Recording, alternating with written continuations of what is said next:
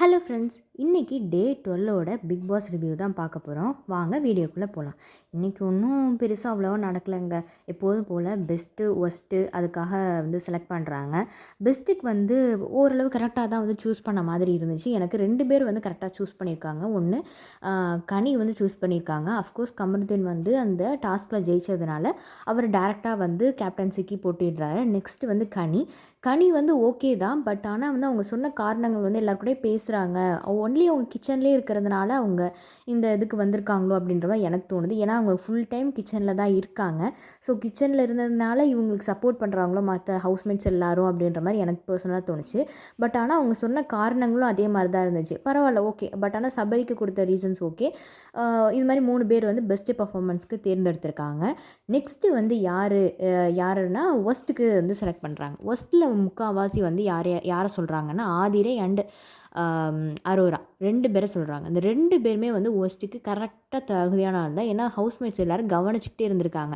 So இதுலேருந்தே நமக்கு நல்லாவே தெரியுது ஹவுஸ்மேட்ஸ் எப்படி பார்த்துட்டே இருக்காங்க, கூட இருந்துகிட்டே நோட் பண்ணிகிட்டே இருக்காங்க நல்லாவே. ஏன்னா எஃப்ஜே சொல்கிறாரு முக்கால்வாசி நேரம் ஆதிரை என் கூடவே தான் இருக்கா, அவளோட பொட்டான்ஷியலை வெளியிடலை அப்படின்னு சொன்ன உடனே ஆதிரைக்கு முகம் சின்னதாகிடுச்சு. ஏன்னா ட்ரூ அதாங்க. எப்போ பார்த்தாலும் அவங்க கூடயே இருந்துட்டு அவங்க ஃபஸ்ட்டு வீக் எப்படி இருந்தாங்களோ அதுக்கு அப்படியே ஆப்போசிட்டாக இந்த வீக் அவங்க நடந்துக்கிட்ட மாதிரி இருந்துச்சு. ஸோ இதே அவங்க கண்டினியூ பண்ணிகிட்டே இருந்தாங்கன்னா கேமில் கண்டிப்பாக வெளியில் போயிடுவாங்க. இதை கரெக்டாக மாற்றிட்டு வேறு ரூட்டில் போக ஆரம்பிச்சிட்டாங்கன்னா கண்டிப்பாக அவங்களோட பெஸ்ட்டை காமிக்க முடியும். இதுதான் நடந்துகிட்ருக்கு. நெக்ஸ்ட்டு கதை சொல்கிற டாஸ்க் நடக்குது. இதில் கமருதீன் அண்டு அப்சரா அவங்களோட ஸ்டோரியை ஷேர் பண்ணுறாங்க. கமருதீனோட ஸ்டோரி அப்பா இல்லாமல் ஒரு வளர்ந்த பையனோட ஸ்டோரி தான். அதை கேட்குறப்ப ரொம்ப கஷ்டமாக இருந்துச்சு. என்னை இப்படிலாம் ட்ரீட் பண்ணாங்க, அவங்க முன்னாடியே நான் வாழ்ந்து காமிச்சிட்டேன் அப்படின்ற மாதிரி அவர் கெத்தாக சொன்னார். அதுக்கப்புறம் அப்சரா அவங்களோட ஸ்டோரி சொன்னாங்க. அதில் நான் ஒரு ட்ரான்ஸ் உமன், அதை எங்கள் அம்மா அப்பா என்னை சப்போர்ட் பண்ணதுனால இவ்வளோ தூரம் நான் வந்திருக்கேன் அப்படின்னு 2மே ஒரு 2 ஆப்போசிட் ஸ்டோரி தான் இது. ஒருத்தவங்க அம்மா அப்பா சப்போர்ட்னால இவ்வளோ தூரம் வர முடியும் அப்படின்றதுக்கான எடுத்துக்காட்டு, சப்போர்ட்டே இல்லைனாலும் நானும் வருவேன் அப்படின்றதுக்கான எடுத்துக்காட்டு. 2 துருவங்கள் மாதிரி தான் இருந்துச்சு இந்த 2 ஸ்டோரியுமே. கேட்கவே ரொம்பவே நல்லா இருந்துச்சு.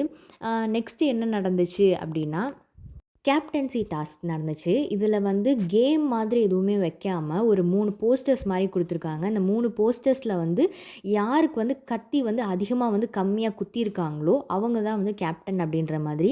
ஏன் இது மாதிரி கேப்டன்சி வச்சாங்க அப்படின்றது எனக்கு தெரியல. ஏன்னா ஸ்போர்ட்ஸ் மாதிரி வச்சா கமருதீனோ இல்லைனா சபரியோ வந்துடுவாங்க அப்படின்னு நினச்சி டீம் இது மாதிரி வைக்கலாம், கனியை கொண்டு வரணும் அப்படின்னு நினச்சி இந்த மாதிரி வச்சாங்களா கேமு, இல்லைனா நார்மலாகவே அவங்க ஃபார்மேட் இப்படி தானா அப்படின்றதே எனக்கு தெரியல. ஏன்னா இந்த கேம் கனி ஜெயிக்கணும் அப்படின்னு மெயினாக வச்ச மாதிரியே இருந்துச்சு. ஏன்னா சபரியும் சரி கமருதீனும் சரி வேறு ஏதாவது கேம் மாதிரி வச்சாங்கன்னா கண்டிப்பாக அவங்க 2 பேர் வின் ஆகிறதுக்கு சான்ஸ் இருக்குது. இது மாதிரி கத்தி குத்துற மாதிரி வச்சா கனிக்கு நிறைய பேர் சப்போர்ட் பண்ணுவாங்க. ஸோ கனிக்கு இதில் கம்மியாக கத்தி குத்து கிடைக்கும் அப்படின்னு நம்பி வச்சாங்களா அப்படின்றது தெரியல. ஏன்னா ஃபஸ்ட் ரவுண்ட்லேயே கமருதீன் அவுட் ஆகிட்டார். அவர் பார்க்காம இந்த சைடு போயிட்டதுனால 3 பேர் சதக் குத்தி கமருதீனை அவுட் பண்ணிட்டாங்க. அடுத்து 2 பேர் இருக்காங்க. 2 பேரில் ஒரே ஒரு கத்தி குத்து சபரி வாங்கியிருக்காரு. கனி 2 கத்தி குத்து வாங்கிட்டாங்க. நெக்ஸ்ட்டு எப்போதும் போல் ஒரு பிராண்ட் ஷூட் மாதிரி ஒரு ஆடு வந்துச்சு. அவ்வளோதான். இன்றைக்கி நாள் ரொம்ப ஸ்மூத்தாகவே முடிஞ்சிடுச்சு. நாளைக்கு தான் தெரியும் யார் கேப்டன்சி நெக்ஸ்ட் வீக்கோட கேப்டன் அப்படின்றது நாளைக்கு தான் தெரியும். பட் ஆனால் அதிகமாக கத்தி குத்து வாங்கியிருக்கிறது கனி 2 வாங்கியிருக்காங்க, சபரி 1 வாங்கியிருக்காங்க. ஸோ கனி வரத்துக்கு கம்மியான வாய்ப்புகள் இருக்குது. சபரி வரலாம், வராமையும் இருக்கலாம். பட் ஆனால் கனிக்கு தான் கேப்டன் ஆகியிருக்காங்க அப்படின்ற மாதிரி நியூஸ் ஸ்ப்ரெட் ஆகிருக்கு. ஸோ பார்ப்போம் கனி நெக்ஸ்ட் வீக் கேப்டன் ஆகி என்னென்னலாம் பண்ணுவாங்க அப்படின்றது பார்ப்போம். ஏன்னா இன்ட்ரெஸ்டிங்காகவும் இருக்கும். ஏன்னா துஷார் எப்படி கேப்டனாகவே இருக்கக்கூடாது அப்படின்றதுக்கான ஒரு எக்ஸாம்பிள் காமிச்சிட்டாரு. ஸோ அதுலேருந்து வர கேப்டன்ஸ்லாம் திருத்திப்பாங்க அப்படின்னு ஒரு நம்பிக்கை இருக்குது. ஸோ பார்ப்போம் நெக்ஸ்ட் வீக் எப்படி போகுது அப்படின்னு. அவ்வளோதாங்க, இன்றைக்கி ஒன்றும் பெருசாக இல்லை. ஜெயச்சந்திரனோட ஒரு பிராண்ட் ஷூட் மாதிரி காமிச்சாங்க. எல்லாருமே அதில் நல்லா பர்ஃபார்ம் பண்ணாங்க. அதில் எஃப்ஜேவும் ஆதிரையும் வின் பண்ணிட்டாங்க. அவ்வளோதான், இன்றைக்கி டே நல்லபடியாக முடிஞ்சுது. ஏன் இப்படி நல்லபடியாக முடிஞ்சுது அப்படின்னா பிஜே பாரு வந்து இன்னைக்கு என்ன நல்ல மூடில் இருந்தாங்கன்னு தெரியல. சண்டையே இழுக்கவே இல்ல. அப்புறம் ப்ரோமோல காமிச்ச 2, 3 சீன்ஸ் வந்து போடவே இல்ல. ஏன்னா கலையரசனும், பாருவும் வந்து பேசிட்டு இருப்பாங்க. வாட்டர்மெலன் பத்தி எல்லாரையும் பத்தி பேசிட்டு இருப்பாங்க. அந்த சீன் வந்து போடாம விட்டுட்டாங்க. அப்புறம் அப்சரா கூட பேசிட்டு இருப்பாங்க. இந்த சீன்ஸ்லாம் ரொம்ப முக்கியமான சீன் வரும்னு நான் நெனச்சேன். பட் ஆனா அது வரல. போடல அவங்க. சரி ஓகே. இன்னைக்கு வந்து ஓரளவு சண்டேலாம் முடிஞ்சிருச்சு. நாளைக்கு வந்து சாட்டர்டே எபிசோட். யார் யார் எப்போ திட்டு வாங்க போகிறாங்க, என்னென்னதுக்காக திட்டு வாங்க போகிறாங்க, கண்டிப்பாக கேப்டன்சிக்கு திட்டு வாங்குவார், துஷார் திட்டு வாங்குவார்.